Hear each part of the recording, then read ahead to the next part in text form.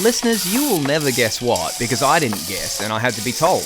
But first, Frank, hello. Hello. What are we guessing, sorry? Well, we're guessing, well, I didn't guess, but I was just told something by Martin. Yeah. Hi, Bwendan. Hello, Martin. Hi, Bwendan. I thought that's what he said. This is the Hammer Barn Project, obviously, and we talk about the Australian children's television program Bluey. But you just pointed something out to me. What was it? Oh, this is our 52nd episode. Yeah. And somebody on Instagram, sorry, I'm not going to be able to pull out my phone very quickly, but you know who you are, point out that is a whole season. Yeah. Of Bluey. It's our season finale. Yeah, because we were also excited about the 50 where we went to Hammer Barn, and then we didn't realize, you said, oh, this is episode 52. I'm like, yeah, that's like a whole episode. And then you actually had to point out to me, you know what that means? That means that we've done like a third, essentially a third of the episodes of the... And because that's how maths works. And I didn't even realize. So that's really exciting. That is. And thank you, listeners, for sticking around so far. Hopefully there's, at least 1.5 much. No, wait. That's not how maths works. This episode of the Hammer Barn Project is called Barkwards. But here we are. That's staying in. Yeah, there should be a rule. There should be a rule that the moment someone says that's staying in, it has to stay in. We each get one per episode. No matter what weird thing your voice does. But welcome back. Let's talk about an episode of Bluey. Frank, take it away. This episode of Bluey is called Chickenrat. I love this episode. I love it. Yeah. It's pretty good. It's one where when I watched it back, I forgot how clever it actually was. Because in the moment when you first see it, you're like, oh, this is the style they're going for. Okay, that's kind of cute. And then you watch it again, you're like, actually, that's really cool. Because I suspect, Marty, as your bare bones will possibly reveal, that there is something here. There's a pretty obvious homage as to what's going on. I think you might have guessed that. But was there, because I can't wait, because I keep wanting to say the name, because I just love this episode and it's so fun and it's so clever and it's such a great ride. But you said that you had another... So, yeah, I got to tell you some stories. Okay. Story time. These are pre-bare bone stories? Yeah, yes. I got to tell you, Bwendan, because you have become a folk hero around my house. In the form of Bwendan. Oh, is that why you call me Bwendan? Yeah, okay. This is why I'm calling you Bwendan. Together. Because Naomi calls you Bwendan. Because we were building a Lego house and it was like, oh, cool. And, here's some letters in a bag. Oh, maybe it's Brendan's house. And she's like, Bwendan, okay. And you have just there are mansions built in your honor now, Bwendan. Oh. You are a tiny Duplo person. My goodness. But there is... penguin. Yeah, you do amazing things going on. You're like a slide going into a bathtub, all this sort of stuff. You have like a massive 3-4 story houses that you've got. Like, I'm amazed what you can do on a postie salary. It's incredible. One of Naomi's other things at the moment is, can you help a such and such talk? So it's like, can you help Snowy, her bear, talk? And you meant to go, oh, Naomi, it's good to see you. And you do the voice for them. Yeah. And of course, so now I get, Daddy, make Bwendan talk. And I'm like, yes, I'm often called upon to help Brendan talk. And she's just staring at me and I'm like, oh, okay. Oh, hi, Naomi. How you doing? Try to do my best Brendan. And the other good one that Ali will not let me forget, it's just losing it. The other one that Ali won't let me not talk about in this episode is like, there's one of the little blocks of Duplo is like honeycomb. And she was like, oh, Naomi, look, do you think Brendan would like some honeycomb? It's like, yes, Brendan wants to eat bees. And I'm like, no, maybe you would like to eat the honey. It's like, no, Brendan likes bees in his mouth. And so everyone's there. Erin lives there too. Oh. So all these There is so much to love about all the things I'm learning right now. And I do not know what to say. Naomi, you're a legend. And I remember playing with Lego as a kid and wanting to make the mansion and make the slide and the secret passage and all these things. So the fact that I get to in some way be a part of that in somebody else's head That's really special. I just really hope there's a ramp at some point with a big, large ball that Brendan has to run away from. Yeah. That'll just chef's kiss. Yeah, okay, I'm going to have to implement that. Yeah, please do. Maybe a few years before she learns where it's from. And then that reference is going to be That's fantastic. a scary movie. So yeah, that's my story, Bwendan. Oh, I might have to change my name. Like legally By default. throw a W in there.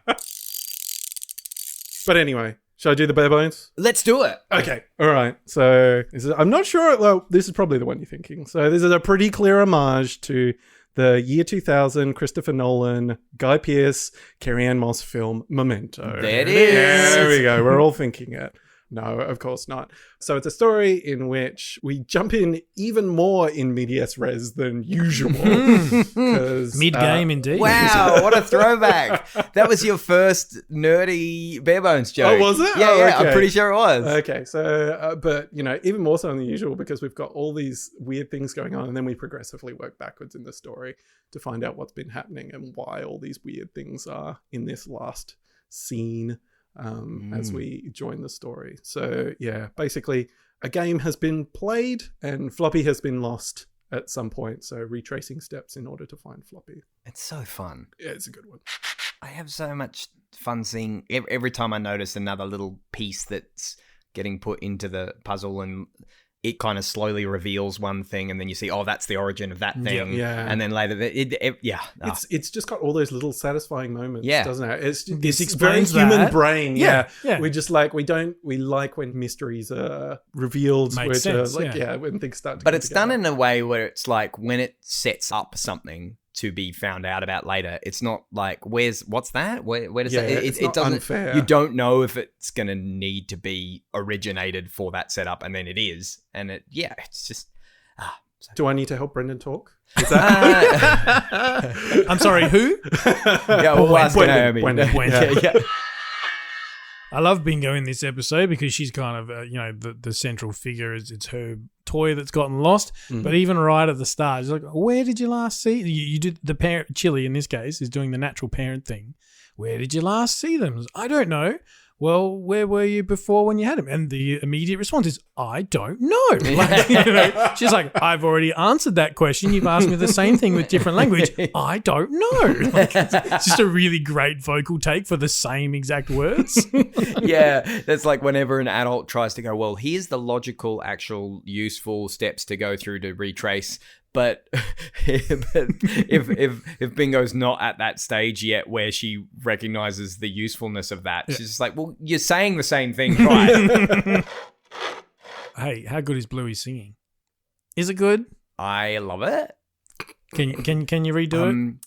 Lay an egg, Lay lay an an egg, lay a chicken rat egg for our breakfast, for our breakfast. Lay a chicken rat egg for our breakfast. just realizing it too late that there's way too many syllables that you've got to cram into Just that push it last in, line. make it work. So good, always good. Because they've used that same sequence in other episodes, haven't they? You sing things to that tune. Yeah. We'll get there. We haven't. But anyway, it's a recurring thing. Yeah. Are they doing that at the time in the Ninja Masks? Yes, they are. Yeah, they I'm should pretty be. sure they're Yeah. in Ninja Mask when they do that. Whenever I see the Ninja Masks, I'm like, the animators must enjoy that because they don't have to do as much work. You don't have to animate the They don't know mouths. they don't have to do all the mouth shapes. They have to figure out when the thing's going to stretch up and down. But Yeah. gotta love the Ninja Masks. Yeah. And are we? Yeah, when they that first sound effect. because they're So rocking good. around in them, doing their things in the ninja masks, and it's all fun. But of course, the origin hasn't been there yet. Yeah. And then they go, "Oh, we were dressing up as ninjas," and so you go, "Oh, this is where they started that." And then those pan pipes just come into the thing. And while we're That nod, the Yeah. nod with the shifty eyes. it's so good. All those little musical things. One of my favorite things about listening to like Joff's soundtracks is just all the instrumentation. Like sometimes there might be this obscure instrument that's brought in just for one thing, and he seems to have such fun and a never-ending library of let's bring this in for this episode of this one. There's like a jaw harp going on, that boing, boing, and I've got one of those at home. I forgot to bring it. What a shame. We couldn't have our usual segment of stuff Brendan has. We can still have it if you want. What else? What do I have in my car? No, but all those little bits, and then those pan pipes for the ninja bit. It's just so much fun, and you don't necessarily notice it, but you know it's there. You know something's there. It just adds so much. I think the thing that I like most about this whole episode, because it's kind of hard to talk about this episode as a story, because the whole thing is the story is, I guess, relatively straightforward, and then the interesting bit is when you break it up and go backwards and like that. So, but I think the thing I appreciate the most is the cuts between early evening and later evening, and the way that specifies the color temperature. The color temperature changes, and you just the way the music cuts off. Those little musical hits to kind of accentuate that. The really nice one is when they're, I think, getting the magic wand, is it, out of the backyard? And Chili comes out with the torch. That's it. So it goes from like the lights are on in the Ponciana tree. Yeah. It's getting, the lanterns, and it's getting darker progressively. Yeah. And then it goes to very dark and the lights are out and they come out with the torch. So there's just the opening and closing the fridge door and the way that the lights going on and off in there. Right. They do a really good job of like showing that key change. It's so evocative as well of those times. My word. Stay away from my word. Did you just say my word? Yes. Oh, sorry, I didn't realize I was encroaching on your vocab. That's really funny. Anyway, sorry. It's very evocative. Marty, you look like you're about to strike Brendan. Like. I get the roll-up newspaper, not for mentioning it in the other episode.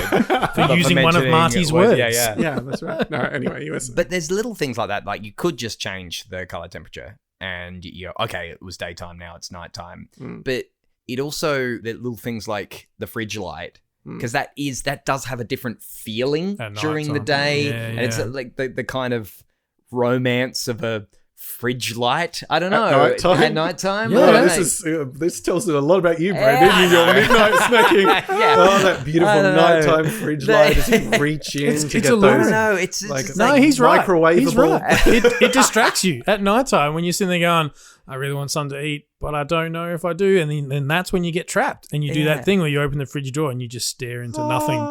What am I looking at? Don't know, don't care. Gee, it's really cold in here all of a sudden. Like, I don't know. It just feels like nighttime. Just when things are being lit, but I don't know. And also like in the lounge room when it goes to night, and there were some things on the floor that aren't on the floor anymore, and just little things like that. Like you didn't need to animate that differently. You could have left the cushion there or whatever it was, but like somebody's tidied during the day. It really does give a sense of time. And I have to tell you one thing I don't like about that fridge though. Vegemite in it. now I think the Gotta Be Done ladies have talked about this, and they did bring up the good point that they are in Queensland. Yeah, okay. And so maybe hot Vegemite in the sweaty cupboard. I don't know. And maybe you want but no, Vegemite is definitely a cupboard thing, because you don't want it to tear the crap out of your toast. That's right. It would destroy the bread. Yeah. What else do we see in that fridge? Oh, well, there's the juice bottle. There's a very Queensland. Well, there's your favourite juice bottle. We know that. Yeah. It's got the little, and for those who might be wondering, it's not a thumbs up sign. As I was telling you guys Marty before. thought. I used to think it was a thumbs up sign, but now I realise it's Queensland. Hey, thumbs up, Queensland. Thumbs up, Queensland. Yeah, close enough. I love the avocado, the half avocado that's wrapped in cling wrap on the little like plate. Yeah, because that's what you do. You go, I'm gonna have some avocado with could be your toast, could be a million other different things. And then you go, well, I don't want the whole avocado. Yeah. So, and then you can't just leave it on the shelf like that because it gets exposed to the air and it goes bad really quick. So you wrap it up in cling wrap. Yeah. I did that no less than 24 hours earlier and then went back to watch this episode and went, yep. I feel seen. I feel that. It's true. Yeah. You don't I just thought you were going to say Tupperware? it reminded you of I've got half an avo in the fridge. The other thing about that fridge, I love how forgotten some things look. Yes. Like there's a bottle on the side. Looks like there's a couple of and there's peanuts just sitting there. some almonds or something that have fallen off a plate and were just too far back to reach, so they just live there now. Tubes of like herb. Yeah. Probably out of date. Yeah. Because you didn't want to buy all the herbs. She's like, I'm just making this one thing. Yeah. I'll just quickly get this tube because I'm gonna. But you only use a bit of it, and then or even you forget to put it in because you don't usually get it. And then you're like, oh, now I still got that. I'll use that at some point, and then it just slowly migrates to the back. Sidling its way through the other food. You just had to explain the gesture you made just then because that was fantastic. So like, excuse me, sorry, I just need to make my way to the non-visible location at the back of the fridge. To that rear of fridge purgatory that all condiments kind of potato. end.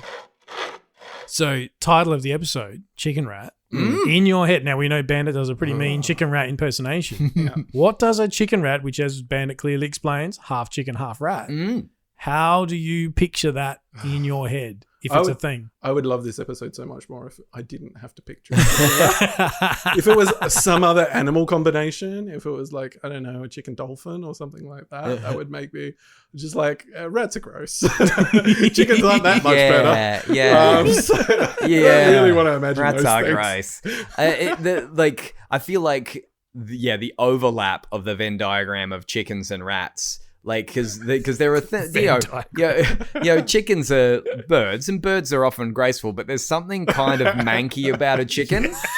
And rats like pet rats can be cute, but the kind of household rat that you get is going to be the manky kind of rat. Household rat? Oh, okay. Yeah.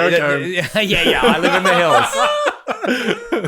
The kind of rat that you see is a sewer rat. There's a the rats that live in sewer are pretty freaking important. All right, they raise 4 ninja brothers and they save the world many times over. That is true. Splinter's my boy. I guess what I'm saying is chickens aren't all bad, and neither are rats. But they would bring out the worst in each other. Like I was once. This is a pretty obscure example, but I was once back in the days of DVDs. You know how you'd see like DVDs out the front of stores and they'll be selling like music DVDs.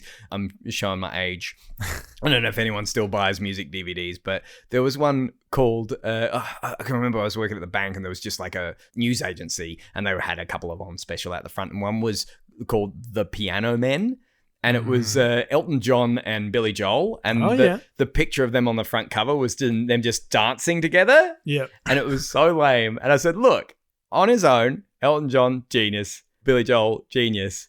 Together, their overlap, where they overlap are the parts that I don't want to go. So they would accentuate the wrong things.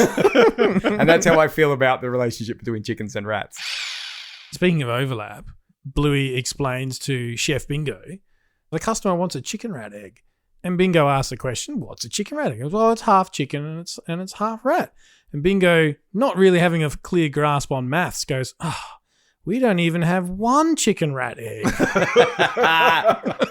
That is great. I never really took it that way, so I'm appreciating that so much more now. Yeah. That is great. Judging by the way I started the episode as well, I don't blame, it's no surprise that I missed that one. Call himself a mathematician. I used to study maths. Now you know why I didn't get very far. I do appreciate the fact that is Bandit's lengthening tactic to make sure he gets the rest of his chance to read all the sections of the newspaper. The lengthening tactics that he uses. Take your time. Oh boy. We came to hang out at Frank's house for a bit this afternoon, and we're talking about how you play hide and seek and how you can just make that, like, okay, I'm going to count to 50 and then I'm fine. I like that. All the sorts of things you can do to just give yourself a bit of a break. Yeah, we talked about it in an episode not long ago on the podcast where I have that, like, the globe, like the cushiony globe, and I throw it and I'm like, I've got to go. That's like right. inventing games where the time between things that you have to do is as long as possible. And I'm just like, I was really feeling Bandit in that moment where he just added this extra thing. No, not just any egg, a chicken rat egg just adding a thing that would mean they'll probably go away for longer. And just like that delivery of that line, take your time. I just said, this man, this is not his first rodeo. He's got it. Kind of backfires though, because he ends up as a chicken rat. Yeah. Mind you, his Chickenrat, if you, to your point, Frank, trying to picture in my head It's very chicken-like. how it looks. Yeah, he does. it's a He lot of throws chicken. some rat in there every now and then. Like when he's in the cupboard and he comes out of the cupboard, which is really funny when they open the cupboard and just to reveal him. He does do some chicken stuff. And then he does some sort of hissy things. noise. So it's like, hey, this dude, There's some like, rat there. it's a hard thing to picture, and it's a thing that I don't really want to picture. But he's doing a good job. He's helping me along the way. Now, controversial moment. Is it a sneeze or is it a burp? Yeah, it was a sneeze at one point, wasn't Snurp? it? Sorry, Snurp? A snurp. incorrect. I had to think about what you said. No, because originally was it going to be the sauerkraut makes him sneeze? So my understanding is that it was originally always a sneeze, and then for whatever reason, because of different sensors around the world, it was changed to a burp. Which I would have. No, sorry. Sounds like something For that would the happen Australian, around. so we just watched it. Peek behind the curtain. Bernie hadn't done his homework, so we. I had, but just not recent enough. Recently. I mean, That's yeah, true. that's a peek behind a pretty transparent curtain, anyway. But The curtain is very, very thin mesh. but we watched it off of iView, so this is basically the one that is currently available to any Australian streamers, and it was a burp. So it's actually changed. My understanding from the research I've done is it was originally a sneeze, but for the Australian edition, perhaps Joe or one of the team went back and looked at it and went, nah, it should be a burp. Purpose. And so is it's a funny. bit of a mix as to which version you can find where. I believe on Disney Plus it's one version, but if you go to Disney Junior that also features Bluey, it's another. So it's That's interesting. it's weird. Okay. Yeah. So I don't know if that's a sensor thing or Keep it fresh. Keep Why it not? interesting. Change it up. Mix it up. It keeps us guessing. Gives us something to talk about. How much content do we get out of that? Yeah, that was good. We're only a third of the way there. Find any doggy treats in this one, Marty? Oh, we were talking about. I did see the long dog in there, 'cause- and we were talking about how sometimes it seems to reappear in the same place. So I feel like there's been a few episodes where it's like on the top of the shelf somewhere, and you're like, oh, there it is again. Or in this one, it was in a set of shelves in the kids' room when I think they're putting the ninja stuff on. Yeah, You can see putting the it masks there. on, yeah. But yeah, anything else that you want to point out? Frank? There's two tennis balls in this one. One which we've seen in the hallway again. That's That's right, in that on a picture. picture frame, Yeah, like an yeah. arty shot, and then also outside underneath that seating they have around the big tree. When they're going outside looking for Floppy, there's a tennis ball that's obviously rolled its way underneath the seat there. The other one I want to point out was when they're in the hallway cupboard, fetching Bandit from there. When he comes out, there's, random stuff you would expect to find in a hallway cupboard. But one of them, I'm pretty sure, looks like a very white mum hat that we shouted out when we did the beach episode that Chili wears at the beach. Now, it's been a while since I've gone It's and watched orange beach. in that one. See, this one was white, but it had the orange, sash, highlights on it. Okay. I Or take is that it one orange back. in that one? Yeah, is it a white? Oh, yeah. Okay, I'm gonna have to think about it. Yeah. I'm gonna go check Yeah. because she is orange, so maybe that's what I'm. Yeah. Is it a pink hat? Oh well, that's a good mystery for us. We're gonna go check. We're gonna go back. We're gonna and go check back. that. Like we're gonna go back to where we were before. Yeah, check what yeah. color the hat was. But I We'll just don't return. know. You mentioned when they were outside and like by the tree. A couple of things in that bit that I really love when a couple of animation things when Chili is shining the torch. Just the shadow that Bluey casts. It's really accurate. it's not easy to do. It's what we've come to expect They from them don't by cut now. these corners. It just adds. It really does. Yeah. And I mentioned the things that change from day to night that give you a sense of time. I also like the things that don't change. Like there's like a hat sitting on the end of the bench, and then it's still there. It makes you. Some things do make you think. I still get that sense of time, but how long has that hat been there? One of the other things I like is just the way that you get. It's a really good episode for seeing different views of the same room. Yes. So we kind of go through and we have.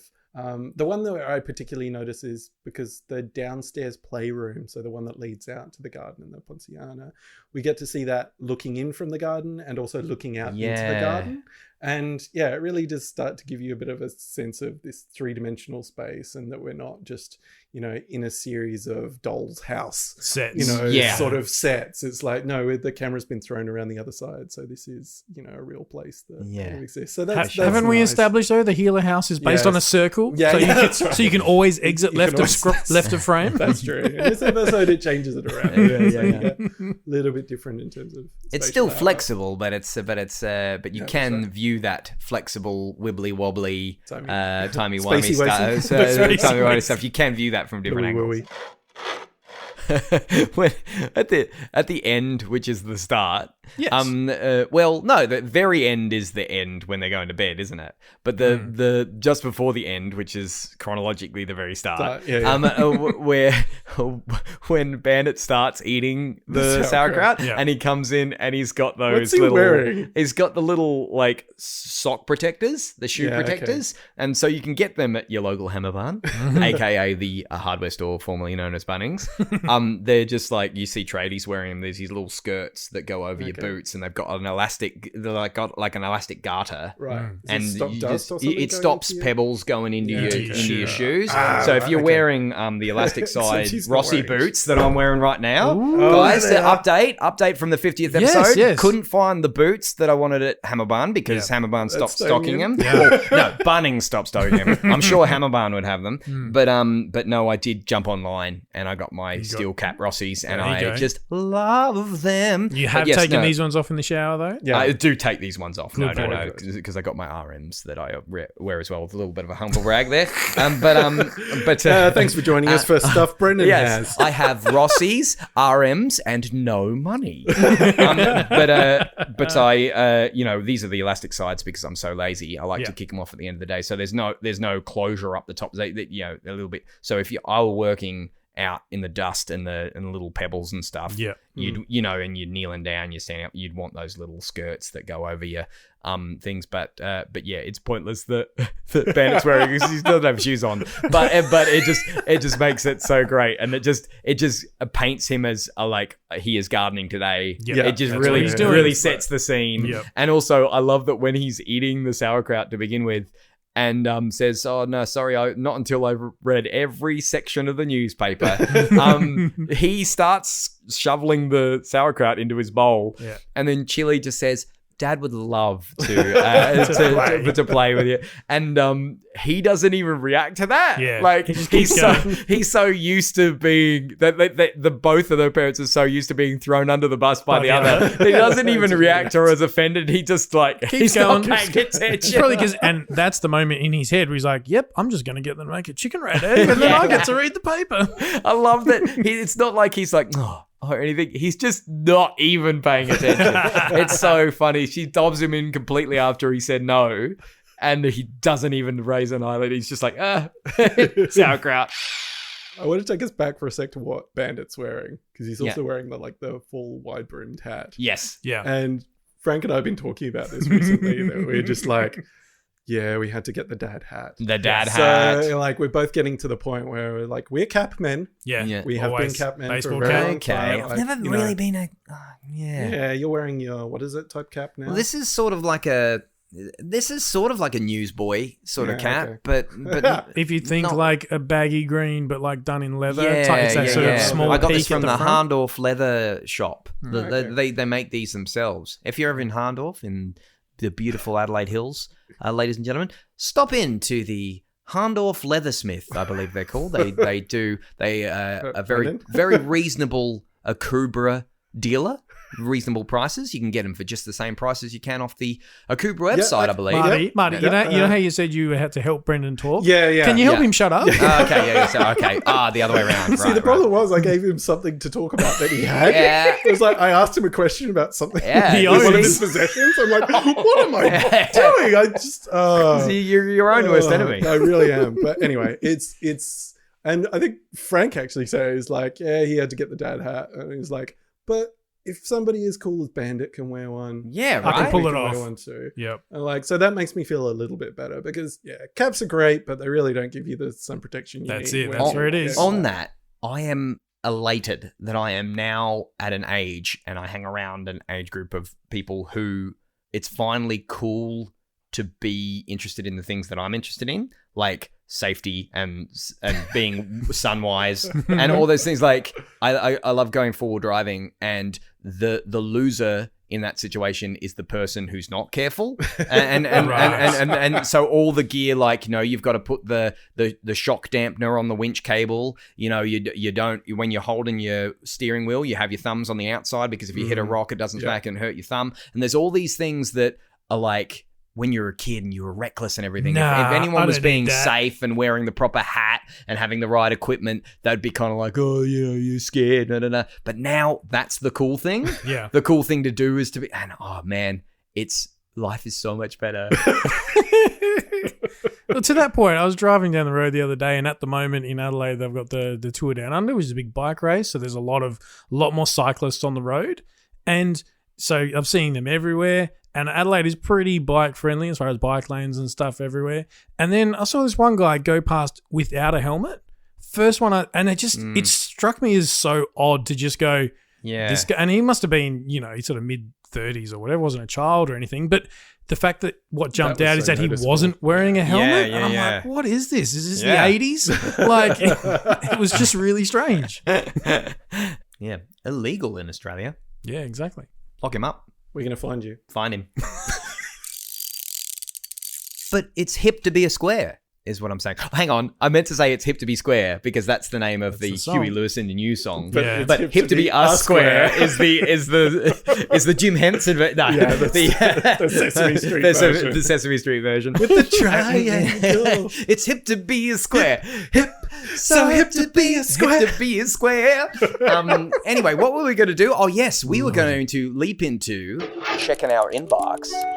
Frank, what do we got today? What do we got? All right, we got an email here from our boy Jared, who gave us a big congrats to our 50th episode, saying hello all the way from Utah.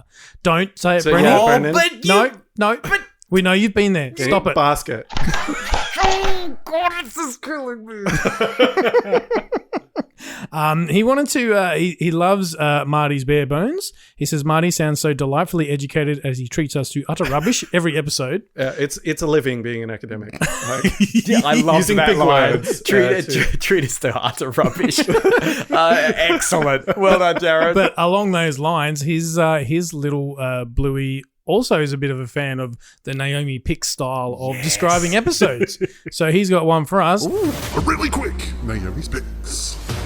An episode that his Bluey refers to as Snickers in the Trees. I'm going to assume that's the one with the typewriter? Yeah, that is typewriter, isn't it? Yeah. That's what I reckon. Nice. Yeah. I don't think we actually have an answer there. No. So it is kind of like a Naomi's Pick. Yeah. We think this is the one? Yeah. Whereabouts would one find typewriter, Marty? I'm going to say nearer to the end of season 2. Am I doing all right? I think it's to the end of one of the seasons. Wow, being thrown back at me. This is it's different, isn't it? Yeah. It feels. I feel put on the spot. I know you go where you guys struck with this. Snickers in the trees. While we're talking about. That's we're talking similar about sound, isn't it? The panpipes, so the pan flute or whatever it is, and B, Sesame Street songs. That just makes me think, oh, there's Snickers in the trees. Oh, there's Snickers in the... Did you know that one? Oh, there are chickens in the trees. Oh, there are chickens in the trees. Oh, someone help me, please, because there are chickens in the trees. Wow. That's what it made me think of. Anyway, what were you going to say, Frank? Drawing a blank on that one, sorry. So he also loves our shout out to the Marley and Marley. Yes. Loves that Christmas movie. But he's saying that it's interesting to note that the extra Marley that the Jim Henson Company gave us in the movie is called Robert, or if his friends might call him Bob. So if he's also a Marley. Is there a reggae version of that song? A Bob Marley, which I thought was. I appreciated that. Actually, question for you, Jared. Because of that excellent, probably the best Christmas movie, A Muppet's Christmas Carol. Definitely the best telling of Charles Dickens' Christmas Carol on film. Fair. There was in the original theatrical version, there was a beautiful song sung between Michael Caine's character and his love interest as a young man, and then he was looking on as an older man, and his heart was breaking when love is gone. It's beautiful, and it got cut. Yeah. But as of, I think it's the 30th anniversary of the movie or something, they're putting it back in the Disney Plus version, and there was an article about it. Yeah, I saw that. And I looked on Australian Disney Plus, still not there. Ooh. So, Jared, jump on Disney Plus, mate, and if it's there on the American one, I'll be delighted to know that they've done it. But come on, bring it to Australia. Yeah. Pull your strings, Jared. I know you know someone because you're from Utah, and Utah's great, and they filmed the opening sequence of Last Crusade. It was very important for me to say that one because it's Last Crusade. The opening sequence of that, all the rock formations, a lot of that was either like Monument Valley or Arches National Park, where I have been. Moab and Arches, and I went to Zion. Zion blew my mind, and Bryce Canyon. These are all Utah greats. Yes, no, fair enough. Fair enough. Utah's beautiful. Fantastic. Well, thank you, Jared. Much appreciated. Well, lads, what an awesome, fun episode where you piece everything together, and I just have a good time watching it. It's fun. It's a fun ride. It's a National Treasure-esque kind of mystery. It's like every time it's I a watch satisfying it, conclusion I'm at the solving end. something.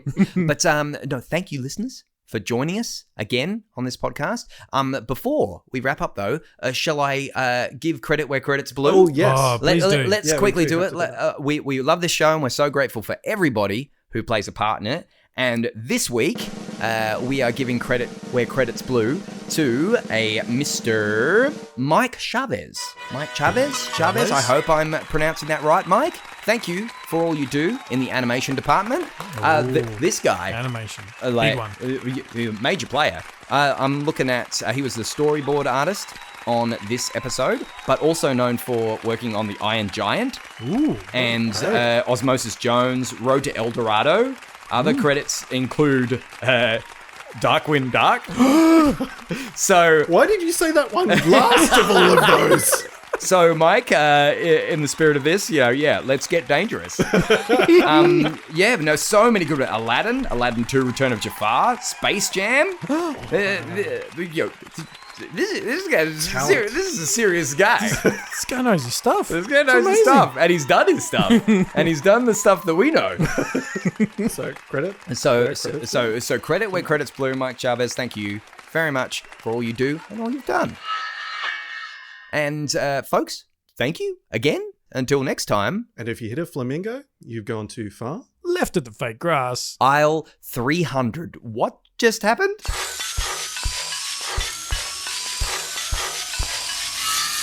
Created and produced by Frank, Brendan and Marty. You can follow the Hammerbarn Project on facebook.com/HammerbarnProj, at HammerbarnProj on Twitter, or Hammerbarn_project on Instagram. Theme featuring Nibblings, Kaylee, Jade, Ashley and Reese, and PA announcements by brother-in-law, me, Josh. Thanks for listening, and remember to get down to Hammerbarn for cheap shovels.